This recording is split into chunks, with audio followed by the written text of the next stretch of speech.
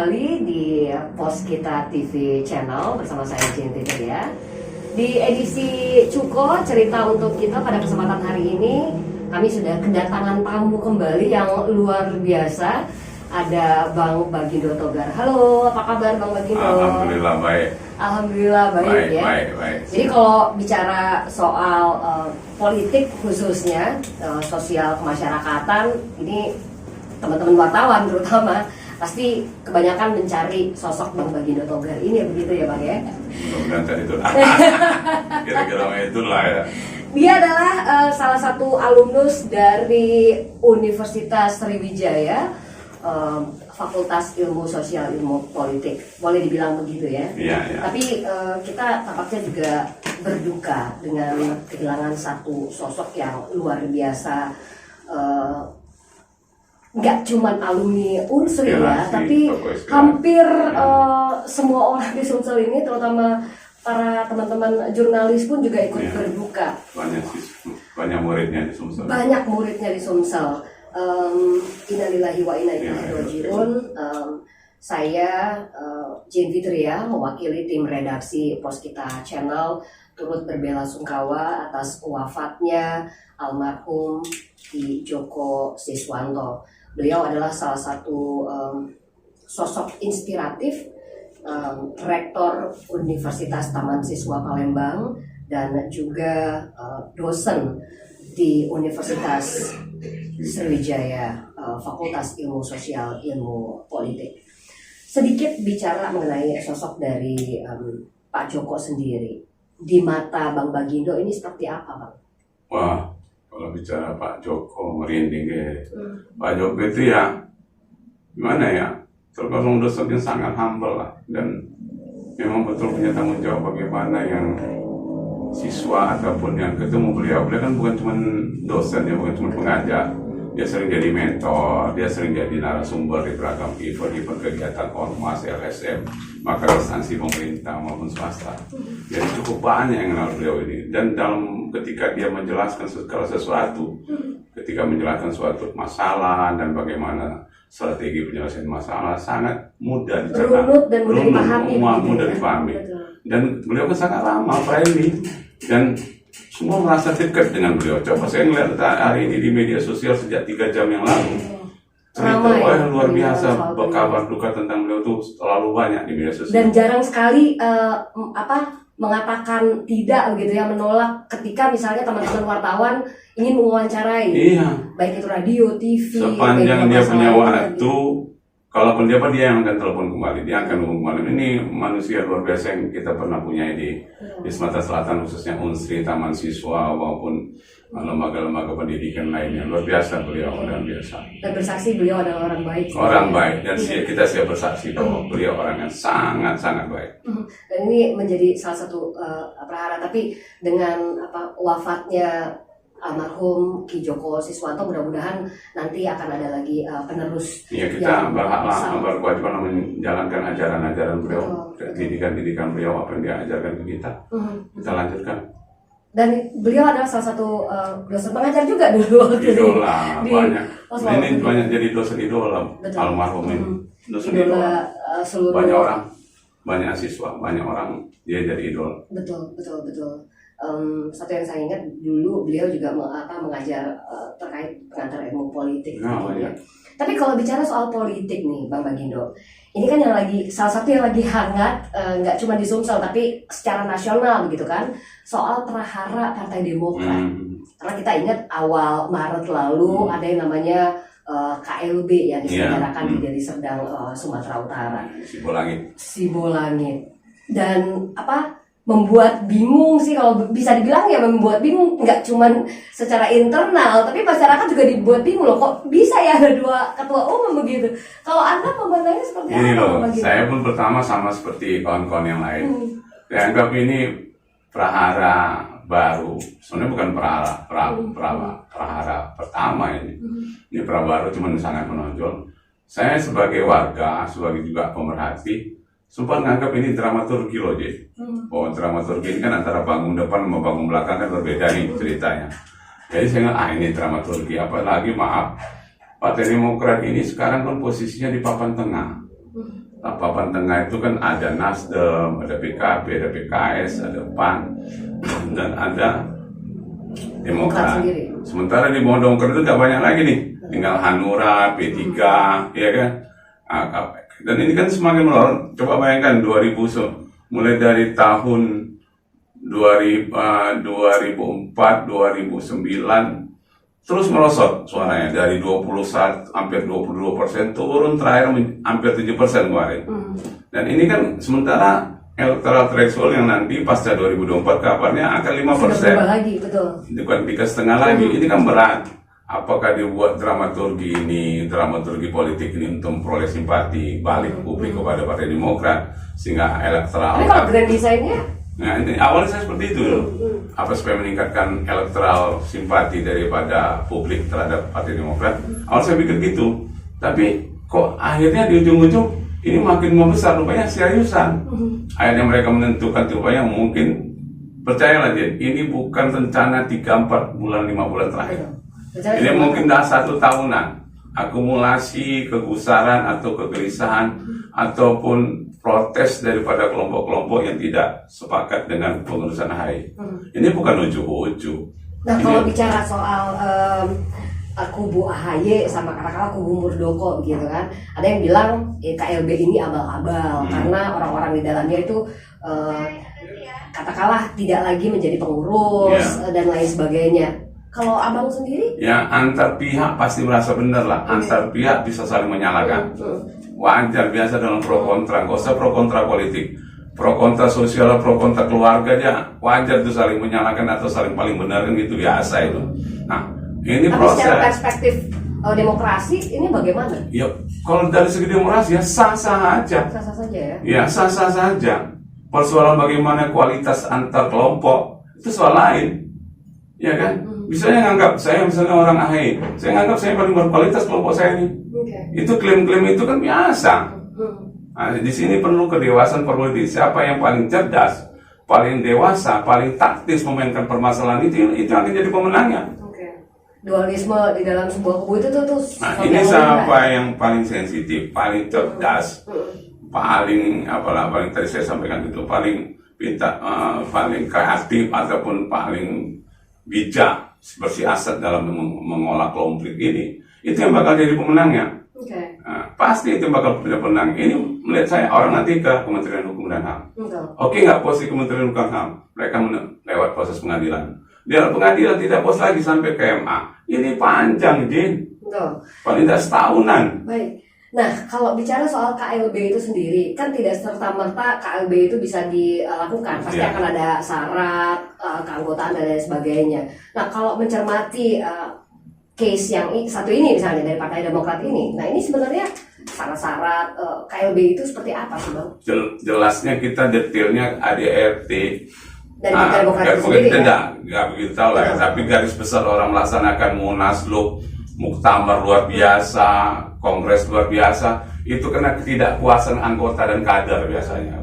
Maka mereka melakukan permohonan atau mengadakan upaya untuk melaksanakan titik-titik luar biasa tadi kan. Nah, itu biasa. Nah, persoalan bagaimanakah ini sepenuhnya memenuhi kriteria dalam proses yang tidak wajar, dalam proses yang katakanlah yang luar biasa seperti ini, nggak bisa ngarapin memenuhi semua prosedur. Kalau misalnya di situ, misalnya katakan unsurnya misalnya harus ketua nggak mau, sekretaris mau, atau kepala divisi ini, kepala bagian divisi ini mau. Yang penting unsur pimpinan, kelayakan menjadi peserta untuk diverifikasi. Kadang-kadang itu pun nggak bisa terpenuhi juga. Tapi namanya kondisi kelompok yang menggugat tadi supaya titik-titik luar biasa tadi, ini dalam hal ini kongres, ya mereka bisanya ngeklaim ini sudah memenuhi. Yang ini katakan belum memenuhi. Kalau ketika memenuhi tinggal pecat katanya lagi kan. Kalau minta memenuhi, pecat, dipecat. Nah, itu sah-sah aja juga mereka lakukan untuk pecat kan. Dan makanya tadi saya katakan siapa yang cerdik, cerdas dan ya peka untuk menyelesaikan, menjalani proses konflik ini, maka itu akan keluar dari pemenangnya. Seperti Abang bilang bahwa kisru ini sebenarnya sudah lama. Sudah lama. Ini puncaknya. Iya. Ya. Nah, kalau bicara soal katakanlah Partai Demokrat versi AHY, Ya. sama Partai Demokrat versi Muldoko. Muldoko. Nah, kalau dilihat dari komposisi antara kedua quote and quote kubu ini bagaimana? Kalau kasih kita nggak tahu persis ya apa dari- perimbangan dari cabang dari 500 cabang yang mereka miliki. Nggak bisa katakan misalnya 250 dan segini, ya. Itu kita belum nggak tahu persis. Tapi kalau ketentuan yang dibuat oleh kelompok AHY mungkin ini tidak memenuhi, tidak memenuhi dalam pengertian 2/3 ya kan, daripada seluruh cabang atau setengah plus 1. Begitu juga dari kelompok pendukung menganggap ini sudah memenuhi. Yang buat mereka ini semua nanti akan mengalir ke Kementerian Hukum dan HAM. Diperiksa mana yang bisa memenuhi dari unsur-unsur yuridis dan unsur prosedurnya, maka itu akan misalnya diterima atau ditolak. Yes. Tapi nggak puas, mereka akan nempuh PT UN ini deh. Pasti, saya yakin pastikan. Karena itulah memang tahapannya kan. Betul. Nggak puas lagi ke Mahkamah Agung. Ini kayak kasus PKB segala macam lewat pengadilan semua kan. Nah ini harus dihormati. Ini nanti kadang-kadang ketika proses pengadilan, proses hukum yang berjalan, Nggak maunya tetap sendiri. aja puas. Ini artinya ada pemasangan kehendak kan gitu kan. Nah di samping ini permasalahan politik, tapi akan penyelesaian daripada konflik ini, prahara tadi istilah Ajin adalah saya yakin tetap lewat proses hukum. Cuma di balik itu ada kisah-kisah, ada manuver-manuver politik. Itu nggak ada di mana Ini dramaturgi tadi ya, drama politik ya. Ya. Dan menarik karena ketua umumnya adalah Muldoko. Ya. Dan ini juga menjadi obrolan hangat juga karena beliau ini kan KSP, orang masih istana. menjabat Ya. menjadi kepala staf kepresidenan begitu ya. Ya. Nah ini sebenarnya kalau secara sosiologis, secara aturan boleh tidak begitu Bang? Sekarang gini, sebelum merasa mungkin bukan cuma Pak Muldoko ini dekat. Kabarnya Pak Gatot, Pak Luhut, Banyak jenderal yang ditawari, ditawari, bahkan pengusaha pun ditawari. Cuman mungkin ada hitungan-hitungan politis yang dalam kasat mata publik kita belum bisa mencerna apa what next daripada drama ini kan gitu. Kalau kita ngelihat kan sekarang ada kan legal, ilegal, abal-abal, kaleng-kaleng kan itu yang beredar kan. Tapi itu kita publik ngelihatnya. Tapi bagaimana mereka sudah menyuat ke skenario ini kan nggak terbaca kita. Oke, muaranya 2024. Sampai sekarang berada dalam rangka Jokowi 3 periode. Saya kemarin ada di wawancara wartawan dan kawan-kawan. Saya bilang enggak. Kalau itu cuman itu beda urusan gitu ya? Enggak, selalu sederhana. Kalau untuk supaya nanti akhirnya 3 periode, karena dianggap sekarang kan tinggal PKS dan Demokrat ini yang dikatakan oposisi kan, menjinakkan satu lagi oposan supaya tinggal PKS. Biar PKS dibiarkan aja, dianggap supaya tetap ada upaya check and balances ya. Tapi saya melihat enggak, kalau Jokowi itu bukan politisi loh. Saya nganggap Pak Jokowi itu bukan politisi. Artinya bukan dia mastermind-nya bukan Pak Jokowi. Tapi di sekeliling Pak Jokowi pengen ada mainan, dan mainan ini mempunyai pengaruh politik, ada impact politik 2004, ya. Tapi kalau dikatakan masternya mainnya di Pak Jokowi, saya nggak percaya. Saya tidak percaya. Pak Jokowi itu kalau bisa dia nyari mundur-mundur loh. Ini kan sebenarnya anggaplah prahara di Partai Demokrat sendiri, internal, karena orangnya Muldoko. Tapi kalau abang melihat sebagai pengamat politik, ada tidak campur tangan dari katakanlah partai lain misalnya? Kalau kepartaian, oknum partai ya, oknum partai dari 8 partai lainnya, apakah itu Golkar, PDIP, P3, PKS, mungkin saja ya oknumnya ya, atau elitnya. Tapi secara kelembagaan tidak. Tapi yang pasti bahwa ini ya namanya kalangan komunitas politik ini kan sering berinteraksi kan, kalangan elit. Dan dinamikanya juga bisa berubah-ubah. Iya, iya itu. Saya lihat seperti kalau lembaga tidak, tapi kalau elit atau oknum kepartaian saya rasa ada. Tapi kalau secara hitung-hitungan dengan adanya prahara Partai Demokrat ini menguntungkan partai lain tidak Bang? Sebenarnya. Kalau sekarang belum. Kalau sekarang belum, tapi nanti itu ketika keputusan dari Kementerian keluar baru. Ya, karena nanti saya bilang tadi, siapa yang dimenangkan? Yang dimenangkan itu tetap kalau di saya bilang finalnya bukan di Kementerian Hukum dan HAM, di Mahkamah Agung kalau ini berlanjut kan. Mereka banding gitu. Banding di Mahkamah itu kan final and banding kan, final dan mengikat kan, nah, itu nggak bisa lagi digugat kalau dari MA. Nah, ini kan pasti butuh proses panjang. Panjang nih. pada tanggal 12 Maret saja pengurus DPD Partai Demokrat Sumsel bersama dengan DPC ya Sumsel kan deklarasi begitu kan, pernyataan sikap ada banyak begitu. Nah salah satunya tadi meminta Pak Jokowi untuk memecat Muldoko. Kemudian ada satu poin juga meminta KPK katanya untuk mengusut dari mana dana itu sebenarnya. Itu bisa tidak, maksudnya boleh tidak ketika misalnya pengusutan dana itu ternyata menggunakan uang negara atau bagaimana? Oh iya boleh, kalau misalnya ada misalnya mempergunakan uang negara, sulit loh dia sekarang kan pos-pos penggunaan anggaran ini kan nggak sesederhana zaman dulu. Tapi misalnya pribadi pejabat negara mungkin ya. Tapi kalau dikatakan misalnya tadi untuk memecat Pak Muldoko itu secara pemerintahan belum sah. Karena belum didaftarkan, belum dapat pengakuan dari Kementerian Hukum dan HAM. Tapi ketika dia resmi, merasa Pak Jokowi tidak segan-segan untuk suruh berhenti dia itu. Cuma sekarang kan masih voting, bang, ya kan? Kecuali ini tidak sah. Akhirnya diakui dia. Oh iya, aku rasa Pak Jokowi nggak usah hitungan jam, hitungan menit dia berhenti ini tuh. Pak Muldoko, kan kira-kira begitu kan? Kan ini belum jelas ini. Legalitas dia ini kan sebagai ketua Partai Demokrat yang dianggap mereka adalah KLB yang sah. Maksudnya memecat dia sebagai kepala KSP. Iya. Belum apa guna? Ya partai belum jelas secara hukum di mata pemerintahan. Kecuali sudah sah, benar diakui oleh Kementerian Hukum dan HAM ataupun PT UN atau MA. Pak Jokowi nggak mungkin. Kalau melihat itu, apakah kubu dari AHY secara implisit mengakui bahwa ketua umum versi Muldoko adalah benar kan? Kalau secara logika kan begitu. Nah itu kalau dia sekedar untuk pisiwar ya mungkin namanya ini kan antar kelompok besar pisiwar ya. Tapi mendesak. Tapi kalau keputusan resmi ini ya belum sah. Ini kan masih. Kecuali kalau udah ketok palu baru. Wah, udah jelas Pak. Akhirnya menentukan Kementerian Hukum dan HAM mengatakan versi Muldoko yang sah, versi Sipulangit yang sah. Rasa Pak Joko Widodo nggak pakai lama lah, nggak hitungan seminggu lah, mungkin 2-3 hari udah berhenti itu Pak. Pak Muldoko kan kira-kira begitu. Dan menarik, Muldoko ini ya sosok yang katakanlah kemarin-kemarin orang nggak begitu melirik ya, tapi akhirnya menjadi perbincangan hangat begitu. Kalah Marzuki Ali, termasuk juga kalah waktu di Deli Serdang begitu kan, karena salah satu yang dicalonkan untuk menjadi ketua kan Marzuki Ali juga. Iya, Pak Marzuki, ada juga siapa ya, satu lagi itu ada banyak lah yang beredar namanya kan. Salah satu jago yang paling jago kan Pak Marzuki kan. Ternyata itulah tadi politik itu begitu loh Din.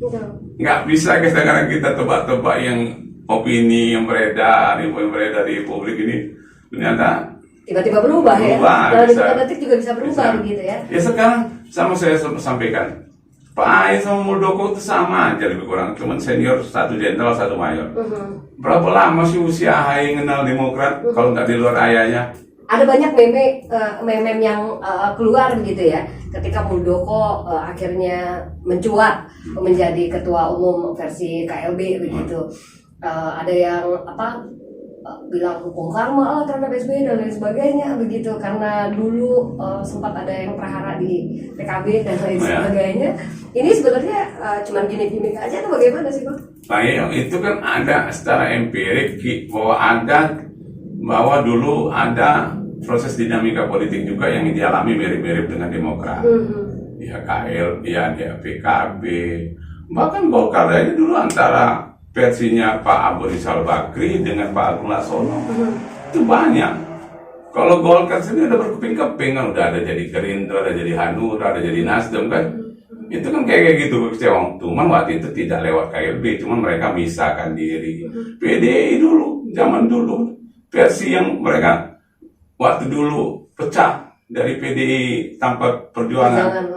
Intervensi pemerintah jadi PDI Perjuangan, PDI yang ini akhirnya mati sendiri kan gitu. Iya, bahkan ada juga yang bilang, wah nanti Partai Demokrat pakai Perjuangan. Iya, bisa aja. Tinggal nama-nama ya, atau Partai Demokrat Nasional atau Partai Demokrat Reformasi kan kira-kira. Kita belum bisa menebak begitu ya, ke arah mana ini nanti. Ya, saya pengalaman sampai kalau yang beredar ini kan analisis baik di media, di televisi, di koran, di medsos. Saya belum melihat sesuatu bahwa ini ada hidden agenda yang bakal seperti ini, saya belum ketemu. Baik dari level-level pengamat nasional, kemudian juga sampai pelaku-pelaku politik, bahwa ini nanti tujuan saya nggak belum percaya itu. Ini kan salah satu yang menguras juga begitu kan? Sama mengurasnya ketika akhirnya jadi konsentrasi pemerintah, masyarakat juga akhirnya terpecah karena kan KLB ini juga dilaksanakan dalam pandemi COVID gitu ya. Terus kalau melihat dari sisi sosiologi ini seperti apa, Bang?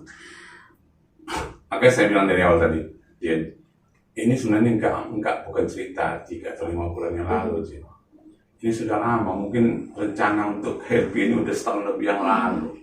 Cuman kita kan nggak terdetek oleh publik kan, karena belum jadi gong kan. Nah sekarang kan udah tercium publik, sudah banyak yang mengetahui, bahkan mereka perlu diketahui publik supaya dapat legitimasi dari publik, simpati dari publik. Ya kalau untuk rencana politik ini, saya pikir udah lebih dari setahun lah, walaupun kita nggak dapat data yang persis soal ini. Tapi ya asumsi aku ini bukan cerita baru. Persis. Udah lama ini direncanakan. Cuman baru jadi kata orang Palembang itu yang pesawat ini gelantung inilah gelantung ya. Inilah gelantung politiknya ini. Jadi kita tinggal menunggu babak berikutnya seperti apa ya. Wah, kalau bicara soal politik banyak sebenarnya mau diulas ya, tapi bisa jadi dengan prahara ini apakah membuat Partai Demokrat semakin kuat karena kan untuk menuju pemilu berikutnya, atau justru memang settingan akan pecah dan buat baru, atau bagaimana, Bang? Kalau mereka mampu berrekonsiliasi dengan dinamika ini yang mereka dalam misalnya undercover ya, terselubung antar elit, adakan rekonsiliasi, ini dampak buat Demokrat cukup besar, untuk lebih besar dari yang kemarin. Tapi kalau ya kan ada yang pro, ada yang kontra, akhirnya bersatu, itu kan membuat dampak yang besar, apalagi dari swing voter kan. Nah, tapi ketika ini konflik ini semakin berkembang tanpa ada titik temu, ya jelas tergerus ini Partai Demokrat. Masyarakat juga bosan akhirnya. Tergerus, dan ini kalau antar kelompok kan punya pendukung. Ketika mereka nggak bisa bersatu kan udah saling mengurangi kan. Nah, tapi kalau ketika mampu mereka menyadari perlunya rekonsiliasi dengan win-win solution, ini partai akan semakin baik dari pemilu 2018. Gitu kira-kira. Tapi kalau 2019, tapi bila tidak, ini Partai Demokrat makin turbulensi. Anjlok begitu ya. Baik, tanpa terasa di akhir perbincangan kita pada siang hari ini mungkin ada closing statement yang bisa Bang Bagindo sampaikan, terutama untuk pemirsa Pos Kita TV di Cuko Cerita untuk kita. Silakan, Bang. Ini kalau seperti momen kisru atau prahara Partai Demokrat ini, kita ambil nilai-nilai pendidikan demokrasinya, itu yang penting. Yang penting melihat persoalan itu jangan pakai emosi gitu loh. Apalagi orang-orang terdidik, pakai rasio ya, harus coba dipelajari gitu. Jadi ini anggap aja di case dalam suatu studi. Tapi kalau udah ada kepentingan emosional, ada berbagai kepentingan kelompok yang kita kan sudah terbelah dulu, kajilah. Ini pendidikan politik yang baik. Terlepas mereka rugi, tapi kita mempelajari dapat keuntungan kan gitu. Mereka kan rugi di berkonflik ini kan. Tapi kita sebagai orang luar, di luar ini yang melihat, jadi kan ini jadi suatu case untuk belajar praktek-praktek politik yang berasaskan demokrasi. Nah, itu satu. Terus juga yang lain juga peristiwa. Nah, terus tentang yang ini, yang peristiwa lokal, regional. Jangan melihat dari sisi emosi ini. Sebagai saya pengamat, pemerhati, saya itu selama ini, maaf saya kembali ke soal Pak Joko. Pak Joko itu kan inspirasi kita. Saya mau pengen jadi pengamat pun kena almarhum itu. Kenapa saya akhirnya pengen jadi pengamat? Karena saya terpukau dengan apa yang dia berikan pada publik, pada siswanya. Ya, karena saya kan nggak akademisi, tapi katanya, dengan ini nggak harus saya di kampus, nggak harus di sekolahan untuk mendidik, memberikan pencerahan kepada publik. Makanya kejernihan melihat masalah itu penting. Ketika kita sudah mindset itu sudah terblok, ya sudah kita nggak objektif lagi, nggak tajam lagi analisa kita. dengan seperti kita, kalau ini saran-saran saya bagi media pos kita ya, jadikanlah, jangan mau terjadi pemihakan kelompok-kelompok secara emosional yang mengurangi kecerdasan kita, mengurangi daya kritis kita. Itu yang penting. Satu hal yang bisa di-bold adalah kejernihan melihat masalah ya. Itu menjadi sesuatu yang penting. Baiklah, kalau begitu terima kasih banyak Bang Bagindo untuk kesediaannya hadir di studio Pos Kita TV di Cuko Cerita Untuk Kita. Saya Jit Fitria pamit mundur. Kita ketemu lagi di Cuko edisi berikutnya. Terima kasih. Terima kasih Bang. Ya.